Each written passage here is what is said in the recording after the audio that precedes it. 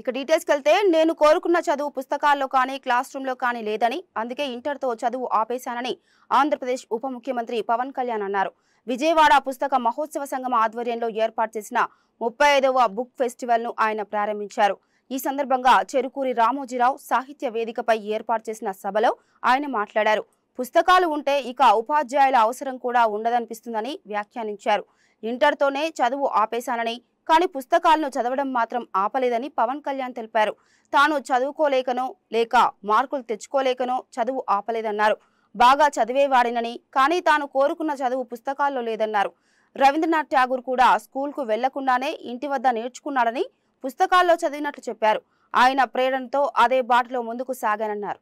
కృతివెంటి శ్రీనివాసరావు గారికి, మానికొండ నాగేశ్వరరావు గారికి, అప్సరస కృష్ణారావు గారికి, శ్రీ లక్ష్మయ్య గారికి, మనోహర్ నాయక్ గారికి మనస్ఫూర్తిగా నా హృదయపూర్వక నమస్కారాలు. అలాగే ఎంఎస్కో విజయ్ కుమార్ గారికి ప్రత్యేకంగా ధన్యవాదాలు తెలియజేసుకుంటాను. విజయవాడ బుక్ ఫెస్టివల్ మున్సిపల్ స్టేడియంలో గత సంవత్సరాలుగా నిర్వహిస్తూ నన్ను ఆహ్వానించారు. ముందు ఆహ్వానించినప్పుడు నేను అడిగాను, ఎక్కడ ఇది అంటే వేరే స్టేడియం పేరుతో చెప్పారు నాకు. దేనికి అంటే రెగ్యులర్గా ఉండే మున్సిపల్ స్టేడియం ఇవ్వట్లేదు,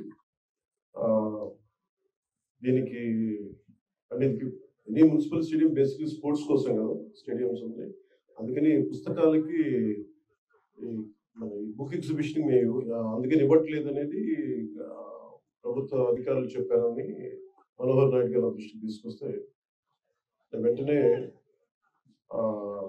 మున్సిపల్ అడ్మినిస్ట్రేషన్ సెక్రటరీ గారికి, కన్నబాబు గారికి, అలాగే గౌరవ మంత్రి honourable minister for municipal administration and urban development వారికి కూడా తెలియజేశాను.